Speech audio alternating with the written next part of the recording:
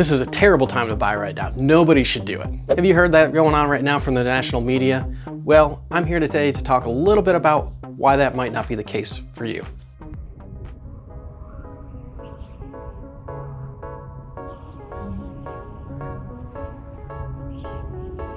Hey everybody, I'm Joel Salmon with Berkshire Hathaway and welcome back to another episode of Driving Triad. We're going to talk about ways for you to win as a buyer in today's market. So today I want to go over a couple reasons why I think it could be a good time for you to buy right now. It's always going to depend on your personal financial situation and what's going on in your life because you are always the one who determines whether it's a good time to buy or not. It's very difficult to time the market, so always remember that. But number one, homes are sitting on the market a little bit longer. You've got a couple weeks to go look at something now as opposed to a few days before, or even hours. A lot of times you drive into the house, you get a notification, hey, we're under contract. There's a little bit more inventory out there for you to choose from, which means you have a selection, which goes ahead and gives you a little bit of negotiating power.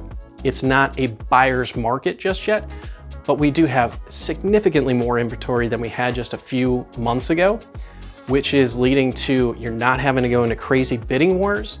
Sellers are sometimes making concessions and also doing repairs, things that we did not see in the last 18 months.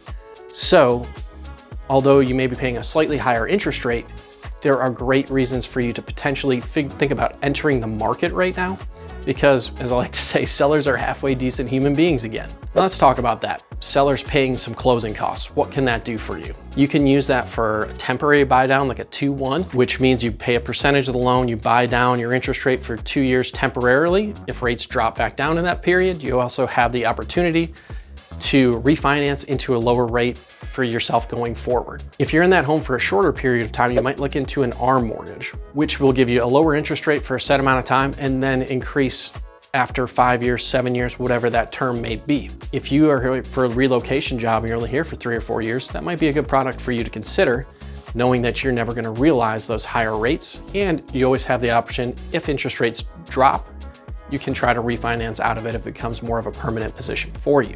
Repairs. This has been a big one the last couple of years. I don't know how many people are upset that sellers are not willing to fix this or that, things that they found really important to themselves. Well, now that's changing a little bit too. You know, there is a little bit of room for negotiation during the contract process. Now, I'm not saying go nuts and submit your entire inspection report and say, fix everything. We are not there.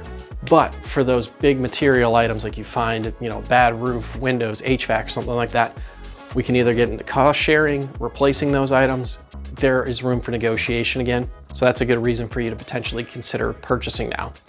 We talked about the appraisal gap.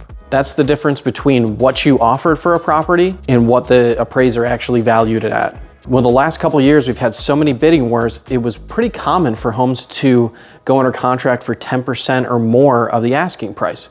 And quite often, the appraisals were coming in lower than that. And let's say your appraisal came in $10,000, $20,000, or $30,000 lower than what you had offered on the property. There wasn't a whole lot of wiggle room there. You were responsible for making up that difference to the sellers, which that cannot be financed. That $10,000, $20,000, or $30,000 came straight out of your pocket and directly to the sellers. And we're not seeing nearly as many of those issues anymore. So what do you think right now? Is it a good time to buy? Are you still a little hesitant? You don't want to get into the market? Let me know what you have to say. Put it in the comments below.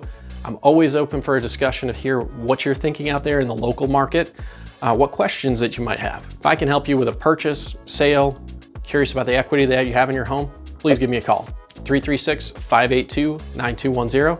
Or shoot me an email, joel@sandmanrealtync.com. I appreciate you watching another episode of Driving Triad. Talk to you soon.